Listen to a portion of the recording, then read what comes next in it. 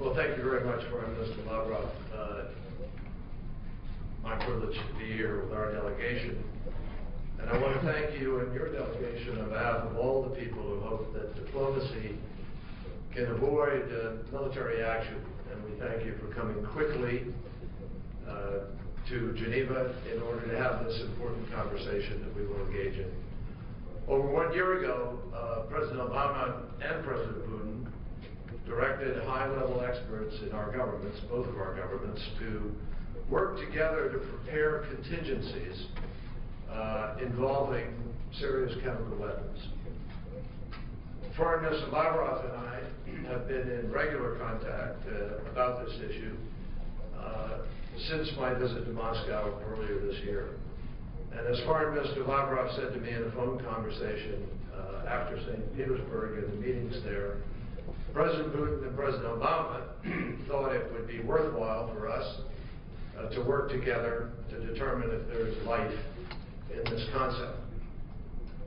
This challenge obviously took on grave urgency on August 21st when the Syrian regime used chemical weapons in a massive and indiscriminate way against its own citizens. President Obama and dozens of our partners believe that that action is unacceptable, and we have in no uncertain terms made it clear that we cannot allow that to happen again. In light of what has happened, the world wonders and watches closely whether or not the Assad regime will live up to its public commitments that it has made to give up their chemical weapons, and whether two of the world's most powerful nations can together take a critical step forward in order to hold the regime to its stated promises. I have seen reports that the Syrian regime has suggested that as part of the standard process, they ought to have 30 days to submit data on their chemical weapons stockpile. We believe there is nothing standard about this process at this moment because of the way the regime has behaved, because not only the existence of these weapons, but they have been used. And the words of the Syrian regime, in our judgment, are simply not enough, which is why we've come here, in order to work with the Russians and work with Sergey Lavrov and his delegation here, in order to make certain that this can, in fact, be achieved. The United States and Russia have had and continue to have our share of disagreements about the situation in Syria, including a difference as to the judgment we just offered with respect to who may have done that. But what's important as we come here is that there's much that we agree on. We agree that on August 21st, Syrian men, women, and children died grotesque deaths due to chemical weapons. We agree that no one, anywhere, at any time, should employ chemical weapons. And we agree that our joining together with the international community to eliminate stockpiles of these weapons in Syria would be an historic moment for the multilateral non-proliferation efforts. We agree on those things.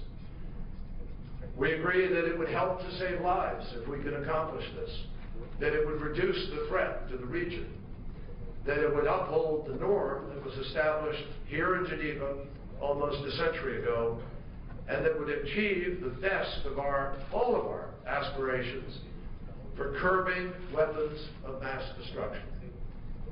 Foreign Minister Lavrov and I have come to Geneva today to begin to test these propositions, not just on behalf of each of our countries, but on behalf of everybody who is interested in a peaceful resolution.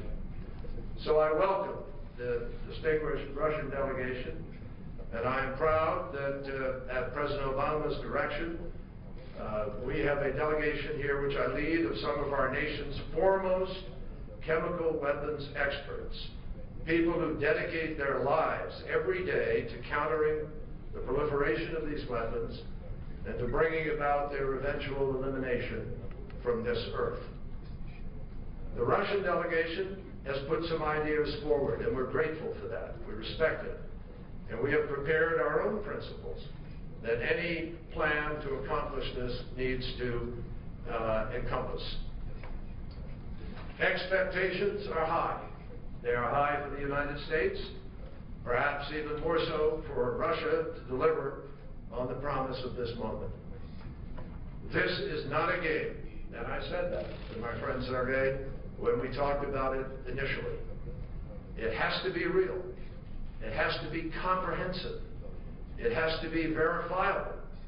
It has to be credible. It has to be timely and implemented in a timely fashion. And finally, there ought to be consequences if it doesn't take place. Diplomacy is and always has been President Obama's and this administration's first resort. And achieving a peaceful resolution is clearly preferable to military action. President Obama has said that again and again.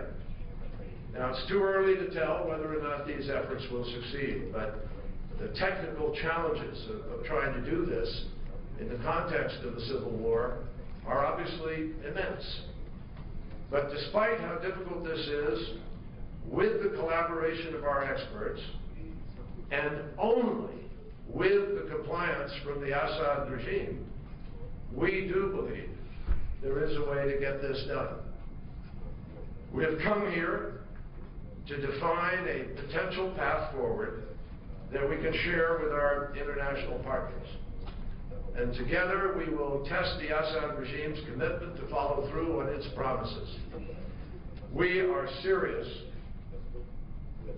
Mr. Foreign Minister, we are serious, as you are, about engaging in substantive, meaningful negotiations, even as our military maintains its current posture to keep up pressure on the Assad regime.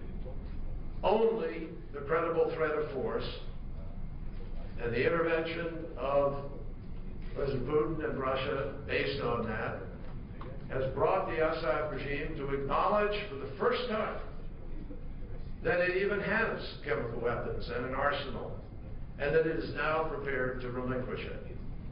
President Obama has made clear that should diplomacy fail, force might be necessary to deter and degrade Assad's capacity to deliver these weapons. It won't get rid of them, but it could change his willingness to use them. The best thing to do, we agree, is remove them altogether. Our challenge here in Geneva is to test the viability of placing Assad's chemical weapons under international control, removing them from Syria, and destroying them forever.